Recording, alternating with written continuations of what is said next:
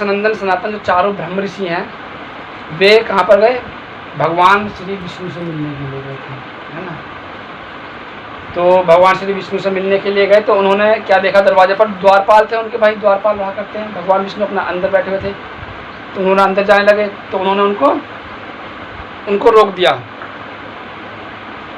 और कहने लगे, कहाँ जा रहे हो महात्मा? अभी भगवान के विश्राम का समय है, आप अंदर नहीं जा सकते हैं।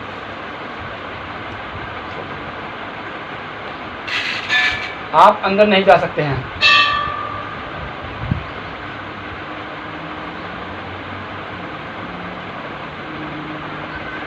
हाथ में रखो, प्रार्थना करने के ऐसे खोल करके, ये ऊपर उठा के मिलते ऐसे।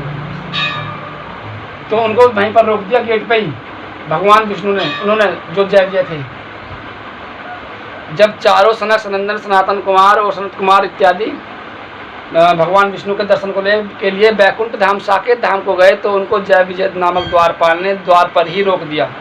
तो क्रोधवश, भाई ब्रह्मा जी के मानस पुत्र थे और सदा उनकी अवस्था 5 वर्ष की ही रहा करती थी। इतने तपस्वी थे, जो तपस्या का ही साक्षात रूप थे, तपो रूप थे। जब उनको रोक दिया तो उन्होंने क्रोधातिरेक होकर क्रोध में आकर के उनको श्राप दे दिया। तभी वहां पर भगवान नारायण जी प्रकट हुए। तब उन्होंने भगवान उन चारों जो ऋषि कुमार थे, उनके जो श्राप था उसको स्वीकार किया, किंतु साथ ही ये कहा कि भगवान हमारा जितने भी जन्म हो उसमें हमारी मुक्ति भगवान नारायण आप ही के हाथ से हो।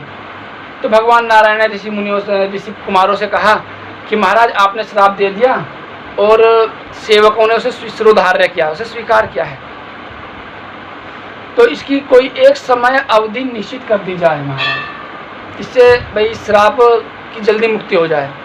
तो उन्होंने कहा कि नारायण जी आपके आग्रह पर हम इनको 3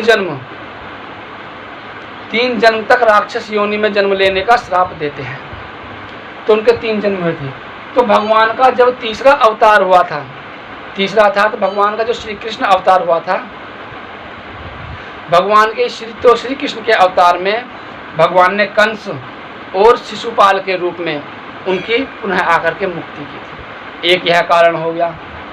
एक कारण, धरती पाप में दब गई थी बुरी तरह से, हर तरफ अत्याचार हो रहे थे, राक्षस लोगों का प्रादुर्भाव बढ़ गया था। दूसरा, पूरे ही भारत में मलेच्छ थे, वे अपने पैर फैला रहे थे, अपना कुछ जगह जगह फैला रहे थे। तो सूक्ष्म रूप से धरती माता हमारी ब्रह्मा जी के पास गई, नारायण जी के पास गई। तब नारायण जी ने धरती को आश्वासन दिया कि तुम निश्चिंत होकर के जाओ, मैं जल्द ही धरती पर अवतरण हूँ, मेरा जल्द ही धरती पर अवतरण होगा, मैं अवतार लूँगा और वहाँ पर जो राक्षस ने जन्म लिया है उनकी मुक्ति भी करूँगा और नाना प्रकार की बाल लीलाएँ करूँगा और तुमको आनंदित करूँगा। फिर से मैं पृथ्वी पर धर्म का प्रचार प्रसार और धर्म की स्थापना होगी। पृथ्वी खुश हो गई, प्रसन्न हो गई पूरी तरह से, वह आश्वस्त हो गई, भगवान आएंगे।